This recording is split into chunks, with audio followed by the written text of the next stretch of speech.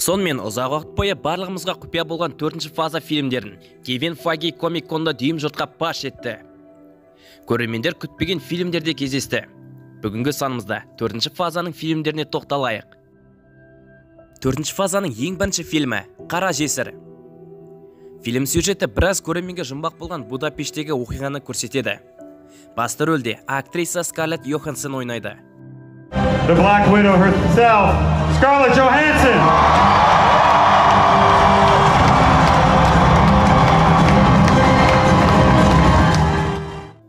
Альтрон дәуіріндегі флешбекке қарасақ, Наташа Романов жас кезінде балетке қатысады. Ата-анасынан ерте айырылып, Наташа қатал адамдардың қолына түседі. Содан кейін Наташаны нағыз тыңшетіп жаттықтырады. Фильмдегі сюжет сонау 2000 жылдардан басталады. Ал негізгі сюжет азаматтық соғыстан кейін Наташаның шексіздік соғысына дейінгі аралықты қамтиды. Фильмде басты антагонист Таскмастер. Комикстер бойынша Таскмастер аса құнды құрылғыларды ұрлаумен айналысқан. Фильмдегі жаңа кейіпкерлерді атап айтса, Наташаның әпкесі Елена Бузова, Ресейдің капитаны, қызыл қорғаушы. Бұл фильмде бізге неге Наташа ойынның соңында жантасы үшін өзінің құрбан етуге дайын болғанын түсіндіреді. Режиссердің айтуынша, фильмде экшн сәттер көп болады.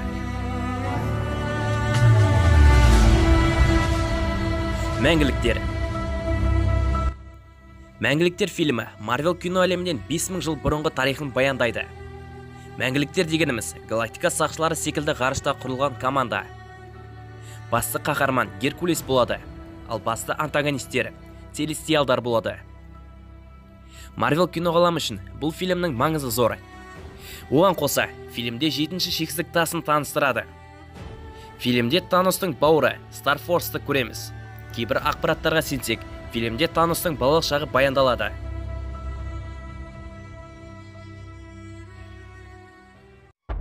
Ванда және Аян.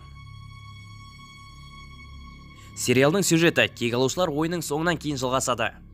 Басты рөлде Элизабет Ойлсон мен Пол Беттани сомдайды. Ванда Шуридің көмегімен Вижнді қайта тірілтіп алады. Басты антагонист әлі белгісіз. Сериалда Ванда өз қабілетін барынша көрсетіп пайдаланады. Сериал 6 эпизодтан тұрады. Доктор Стрэндж мульти-әлем азабы. Комик-конда Кевин хабарлағандай, Марвел кино ғаламында мульти-әлем бар. Және оны Доктор Стрэндж ашалады. Фильм оқиғасы Ванда мен Аян сериалынан бірнеше сағаттан кейін басталады. Оған қоса фильмде Ванда пайда болады. Ал басты антагонист ретінде мульти-әлем патшасы қорқыныш болады. Доктор Стрэндж сиквелі Марвел студиосындағы қорқынышты және хоррор жанрындағы ең алғашқы фильм болып есептеледі. Шанг-Чи, Онсақина туралы аңыз. Марвел комикстарының аңызы Шанг-Чи 4-ші фазада өзінің жеке фильміне ие болады. Шанг-Чи кім деген сұраққа жауап алайық. Шанг-Чи Азиядағы таеквондо спортының шебері. Оның тарихы Тони Старкпен қатысты. 2008 жылы Мандарин басқарған Онсақина атты ұйым Тони Старкты өз қамауларына алады. Содан кейін Тонидан жеңіліс табады. Бірақ уақытша. 2013 жылы Темір адамның 3-ші фильмінде Мандарин Тониді қыспақ қалады. Бірақ ол нағыз Мандарин болмай шығады. Міне, Шанг-Чи фильмде біз нағыз Мандаринді көреміз. Себебі Мандарин басты жауыздардың рөлінде болады. Осы арқылы Марвел кино әлеміне Шанг-Чи атты қаһарман қосылады. Тор, махаббат және найзағай.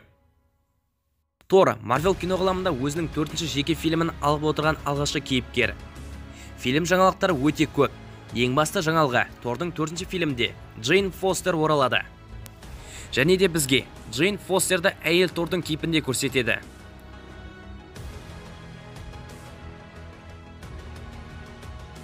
Фильм оқиғасы кек алушылар ойының соңынан кейін жалғасады. Режиссер Тайка Вайтидің айтуынша, Тор өз қалпына келіп, алдыңғы фильмдерден өте мықты болады. Сонымен қатар фильмде Корг және Миг, Валкирия, Леди Сиф және Джейн Фостер қайта оралады. Басты жауыз Бетта Рил болуы мүмкін. Тайка Вайти фильмнің ерекше болатына уәде берді. Сұңқар және қысқы жауынгер. Келесі жылдың ең көп күтіліп жүрген сериалдардың бірі. Басты рөлде Энтони Маки және Себастьян Стэн. Сериалдың сюжеті жаңа капитан Америка атанған Сэм Уилсонның оқиғасын баяндайды. Үлкен жауапкершілікті мойнына алған Сэм Уилсон көп қиындықтарға тап болады. Оның қасында ардагер Баки Барнс та болады. Сериалдағы басты жауыз азаматтық соғыста кек алушылардан өз айласын асырып, Кеп пен Тонидің арасына от салған барон Земо болады. Бұл жолы Земо өзінің канондық бетпердесімен болады. Локи. Барлық көрермендер күткен сериал. Міне, енді Локи өзінің жеке сериалына қол жеткізді. Сериалдың оқиғасына келер болсақ, кек алушылар ойынның соңы фильмінде кекшілдер Нью-Йорктегі шайқасқа қайта оралғанда Тессарактты алып, ізін суытқан соң кезекті мақсатына бағытталады. Бұл сериалда Марвел кино әлеміндегі альтернативті кеңістік сюжеттерін таныстырады. Осы қадаммен Марвел кино ғаламын бізге басқа жағынан көрсетеді. Том Хиддлстон өз рөліне қайта оралады. Осылар жобаларға бонус ретінде Марвел ал егер атты анимациялық фильм шығарады.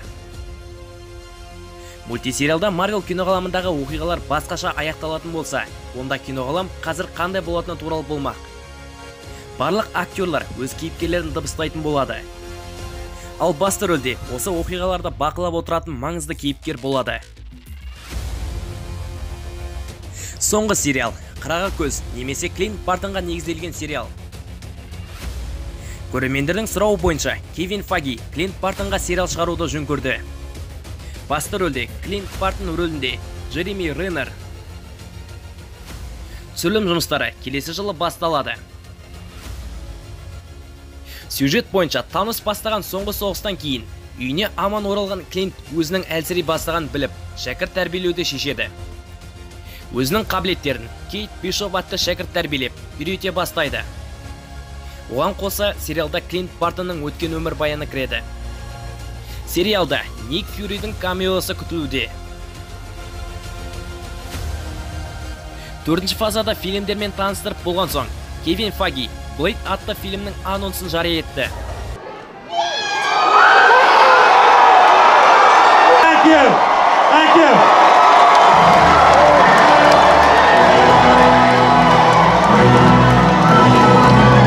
Бірақ бұл фильм 5-ші фазада шығады. Сонымен қатар 5-ші фазада Капитан Марвел 2, Блейд, Қара Қабылан 2, Жаңа кек алушылар, Өрмекші адам 3-ші бөлім, Фантастикалық 4-тік және X адамдар атты фильмдерді көреміз. Бұл ақпаратты Кевин Файгидің өзі растады. We didn't even mention they were making Black Panther 2.